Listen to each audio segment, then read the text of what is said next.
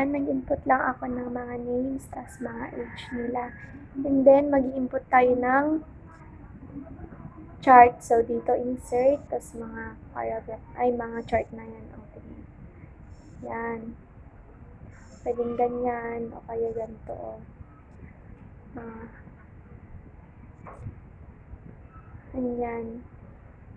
May iba't ibang characteristic kasi ng ng chart na yan. Pwedeng ganito. Yan, mga ganyan. Yan.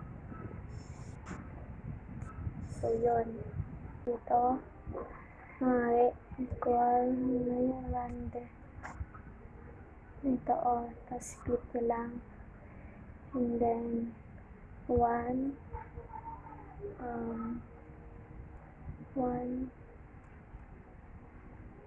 8,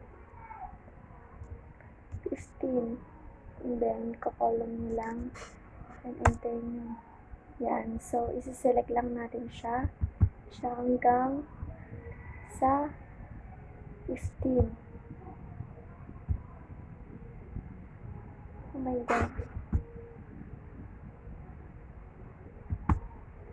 Yan. Hanggang 15. So, yan. And then, dito sa may sa B, equal and between, yan, double click mo lang. Kunwari, 1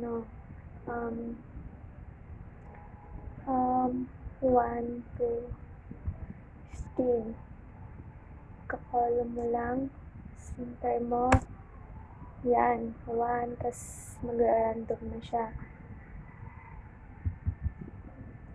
Ayan. So, yan na yung lumabas. Naman tayo sa addition, subtraction, multiplication, division. So, punta man na tayo sa add.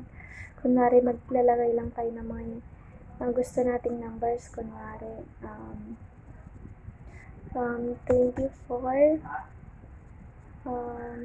54, 21, 10, and 258. Kunwari lang.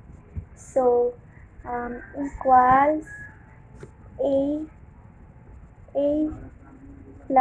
A2 plus A3 plus A4 plus A5 plus A6. So, yan. And then, i-enter mo. Yan na yung magiging total niya. So, lalagay lang natin yung total niya. Total is equal to 367. Yan na yung na-compute niya. Pinag-plus lahat. And then, after nun, punta naman tayo sa subtraction. Kung maglagay lang tayo ng mga random na gusto nating number. 11, 254, 69, 89, last 300, 100. So, i-ano natin, equals, A kasi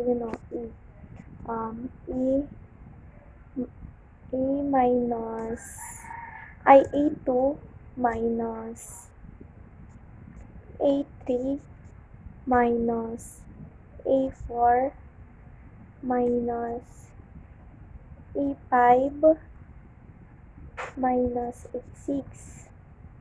So, yan. Enter mo lang. So, yan na yung magiging sagot niya. Total is equal to negative 501. Yan. So, after nun, punta naman tayo sa my multiplication. multiply, kunwari, makita ng mga number na 74, 533, 250,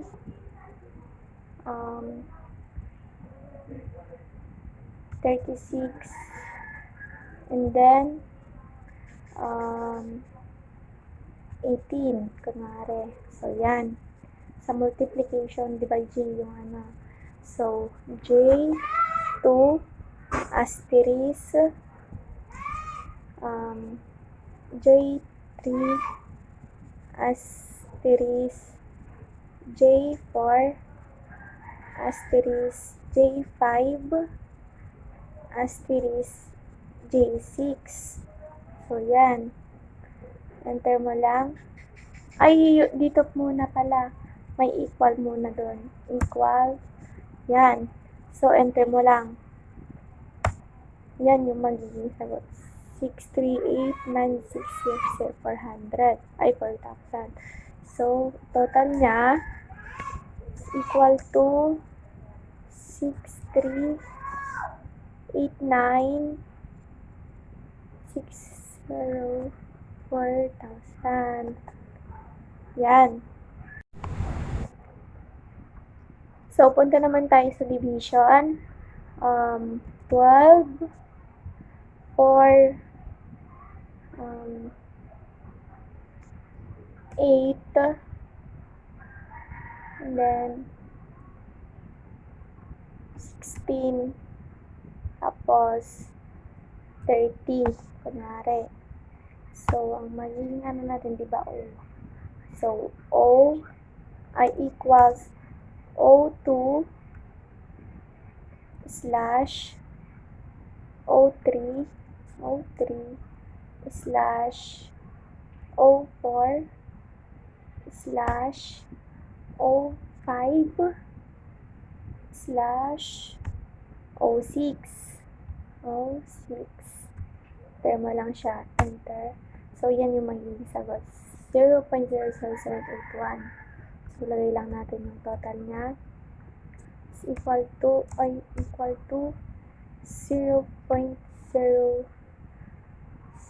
pwedeng 0.781. 0.781. So, yan, magiging sagot niya. So, yun, naglagay lang ako ng mga names, mga things, mga colors. Yan, tas mga numbers. It's up to you kung anong gusto mo. It depends. Tas, yun, di ba? Kunwari, select natin siya from 8 to say, hanggang 26. Wait.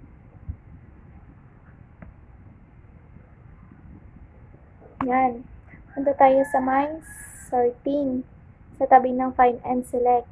So, dyan, pindutin natin. And then, sort A to Z. Yan. Pumunta na siya sa A to Z na. Parang naka-arrange na siya. Let, kunwari, Z to A naman. Yan. Oh my God.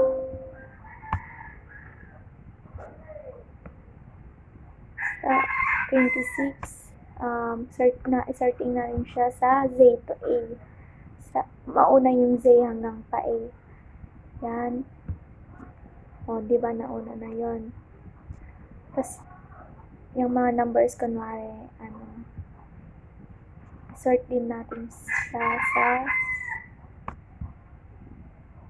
A to Z.